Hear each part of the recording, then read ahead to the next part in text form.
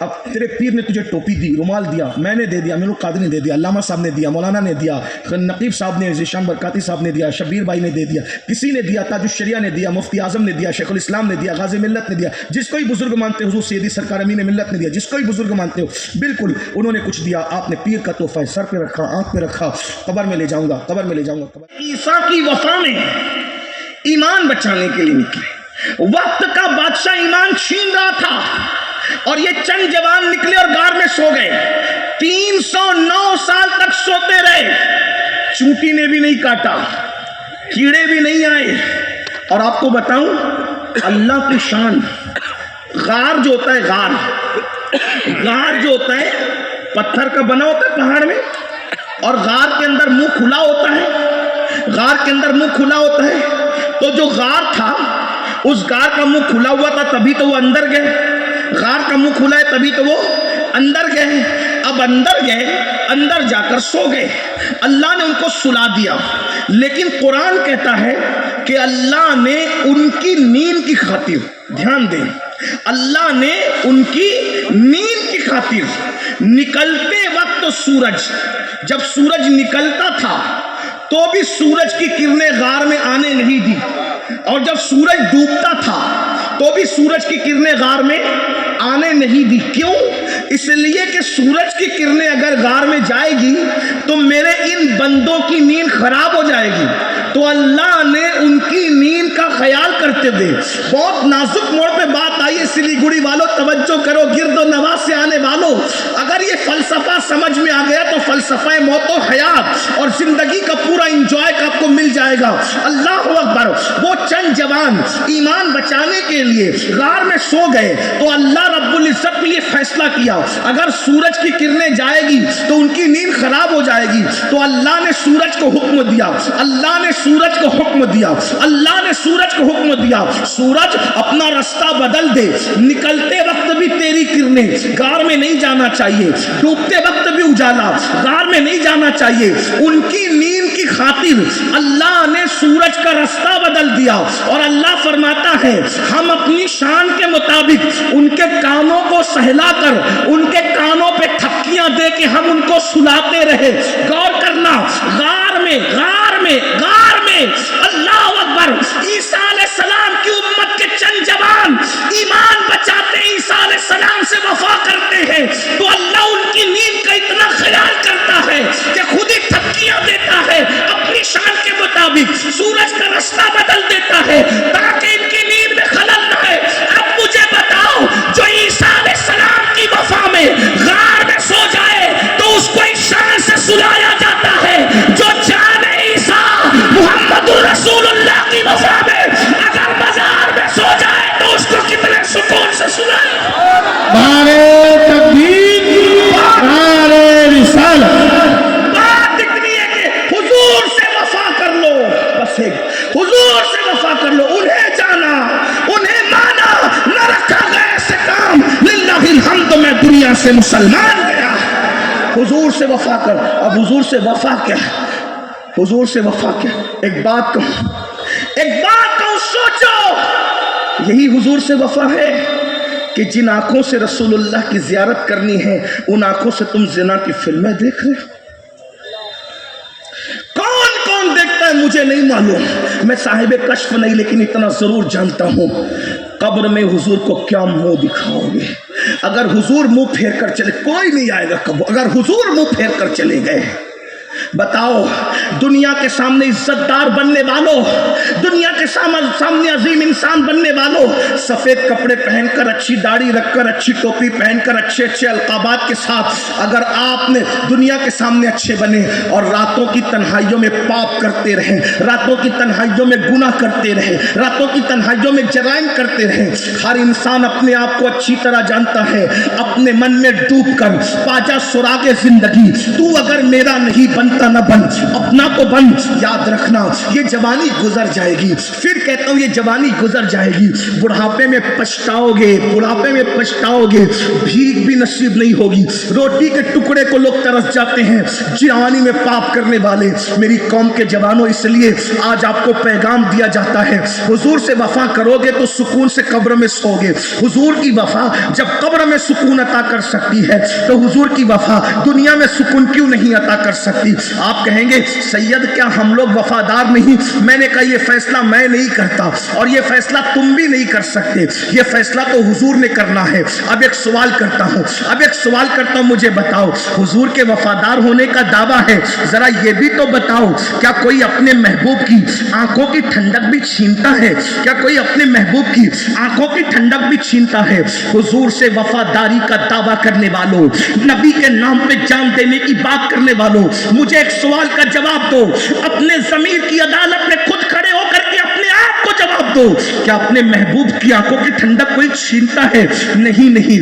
अब मुझे बताओ, आका ने क्या फरमाया? अल्लाह के रसूल फरमाते हैं जो इलत कुर्रतु ऐनी फिस सलाह, नमाज में मेरी आंखों की ठंडक है। अब बताओ, जो कौम अपने नबी की आंखों को ठंडक न पहुंचा सके, क्या वो रसूलुल्लाह के वफादार होने का ऐलान कर सकती है? मुझे बताओ। अल्लाह अकबर, अल्लाह अकबर। जरा गौर करें, जरा गौर करें, ये रोना मैं रोज रोता हूं। एक बात आपसे, हुजूर से वफा है, हुजूर से प्यार है, हुजूर से इश्क है। देखो अभी हजरत नूरानी मियां साहब किबला तशरीफ लाने वाले, मखदूम साहब के शहजादे, मेरे मखदूम के शहजादे, अगर उनका रुमाल किसी को मिल गया, मखदूम ज़ादे ने रुमाल दे दिया, मैं यकीन करता हूँ आप उस रुमाल को इस्तेमाल नहीं करोगे, इज्जत से चूम के रखोगे, तिजोरी में रखोगे। अगर वो किसी के पीर है तो मुरीद कहेगा, क्या कहेगा कि मैंने इसको अपनी कब्र में लेकर के जाना है, क्योंकि ये मेरे मुर्शिद का तोहफा है। तकरीर याद करके नहीं आता हूँ, मुझे रूहानी, इरफानी, हक्कानी कोई तकरीर मैंने कभी किताब हाथ में नहीं ली। ये मेरे पास इतना दिमाग नहीं कि मैं इतना याद करूँ, मैं याद करके नहीं आता हूँ। आप जिस तरह माहौल बनाते हैं उस तरह ये जुमले निकलते हैं। तो जब कोई भी डिस्टर्ब करता है तो फिर डिस्टर्ब होने के बाद मज़ामीन जहन से निकल जाते हैं, ये बात है। और फिर तकरीर के लिए याद करना पड़ता है, ये तो दिल का दर्द है। मैं कोई तकरीर करने भी नहीं आया, मैं कोई मुकर्रिर भी नहीं हूँ और न मैं तकरीर करना कोई अल्लामा फहामा भी नहीं हूँ कि मैं कोई आपके सामने फ़िक्री बात कर रहे हैं। मैं सिर्फ एक जला हुआ दिल जो है ना, जब चीखता चिल्लाता है, बस वो यही आओ बुका है, बस ये दुखड़ा आपके सामने रख रहे हैं। अल्लाह करे आपके दिल में उतर जाए। एक बार दुरूद शरीफ पढ़ने, अब कोई आवाज़ नहीं करेगा, सब लोग खामोशी के साथ सुने। बहुत अच्छा सुन रहे हैं सिलीगुड़ी वालों, तुम्हारा सुनना भी हमें याद रहेगा। इतनी देर से लोग खड़े हैं, खड़े होकर घंटों से सुन रहे हैं, महफिल में घंटों से खड़े हैं आप लोग। मैं समझता हूँ इनको कर जो है ना, पलटी बदलने के लिए भी इनको जगह नहीं है। मेरी फ़कीर की दुआ है कि क़यामत के दिन जो 50,000 साल का दिन है, अल्लाह उस दिन तुम्हें खड़े रहने से महफूज कर ले। हुजूर की मोहब्बत में खड़े, हुजूर की मोहब्बत में बैठे हो सल्लल्लाहु अलैहि वसल्लम। थोड़ी देर सुन लो, एक बार सब दुरूद शरीफ पढ़ें। अगर सुनना चाहते हैं, हज़ारों दुरूद इस वक्त आका की बारगाह में पेश हो जाएंगे। सब बुलंद आवाज़ से दुरूद शरीफ पढ़ें। अल्लाहुम्मा सल्लि अला सय्यदिना व मौलाना मुहम्मदिन मादिनिल जूदि वल करम व आलिहि व सहबिही सलातु व सलाम अलैका या जद्दल हसन वल हुसैन।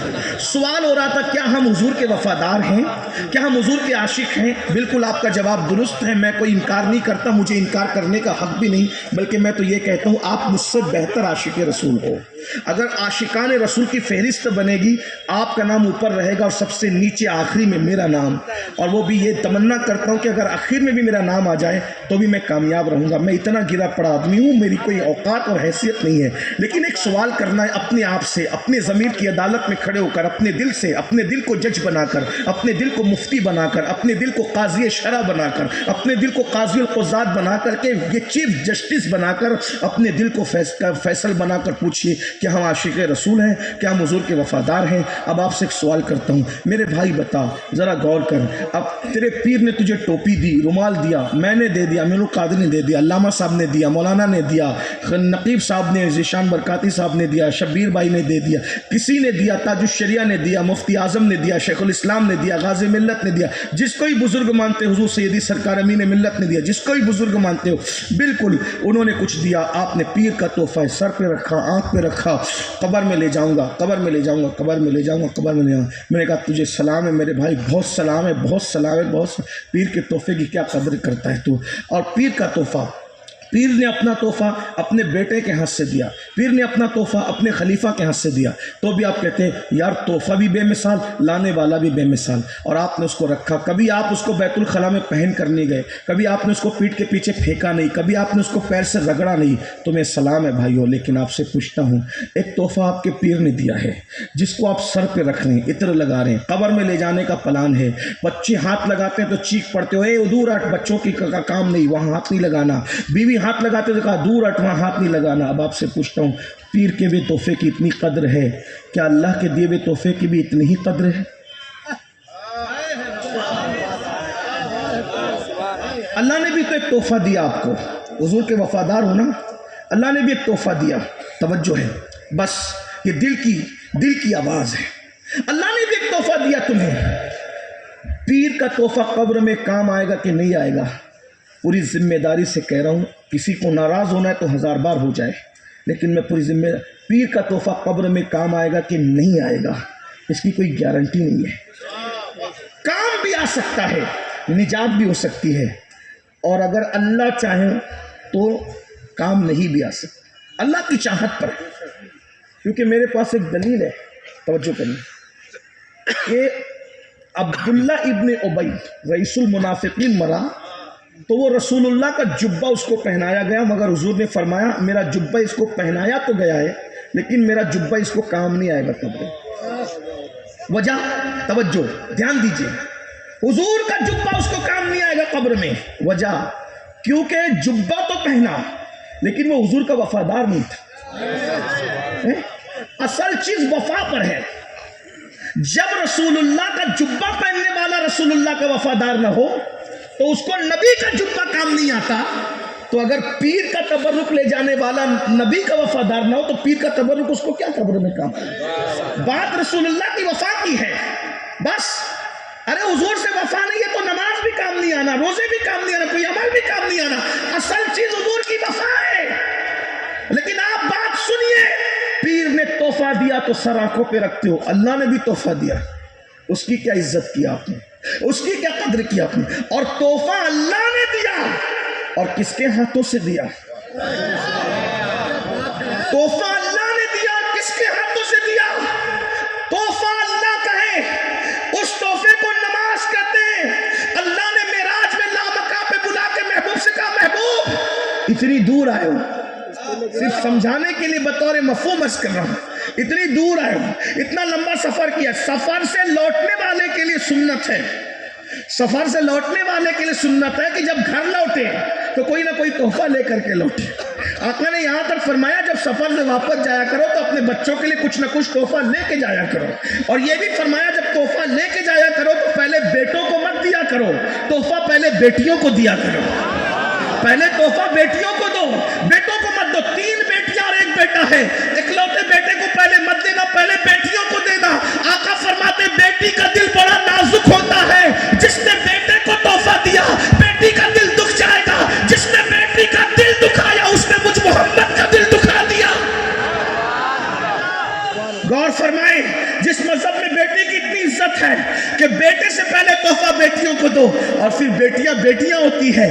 مائیں اور بہنیں اگر سن رہی ہے تو ان سے کہنا چاہتا ہوں، اے میری بہنوں، دنیا نے تو تمہیں چتا پر زندہ جلایا تھا، شوہر کی چتا پر، دنیا نے تو تمہیں زندہ دفن کیا تھا پیدا ہونے کے بعد، دنیا نے تو تمہیں شیطنت کہا تھا، دنیا نے تو تمہیں نحوست کہا تھا، دنیا تو تمہیں جیو زنا کا آلہ قرار دیا تھا۔ اگر تمہاری عزت کو کسی نے بحال کیا ہے تو وہ صرف اور صرف آمنہ کا لال ہے۔ میرے آقا نے فرمایا بیٹی کو برا مت جانو، کیونکہ میں محمد بیٹیوں کا باپ بن کر کے آیا ہوں، بیٹی کی پرورش کرنے والا باپ، اور میں محمد جنت میں اتنے قریب ہوں گے جیسے یہ 2 انگلیاں قریب ہیں۔ میرے بندوں کے لیے تحفہ میری طرف سے لے جاؤ، اپنے ہاتھ سے دینا۔ وہ تحفہ کیا تھا؟ نماز، نماز، نماز کا تحفہ تھا۔ اب بتاؤ، پیر کے تحفے کی اتنی عزت ہے، اللہ کے تحفے کی کیا عزت ہے؟ پیٹ کے پیچھے پھینک دیا نا اللہ کے تحفے کو،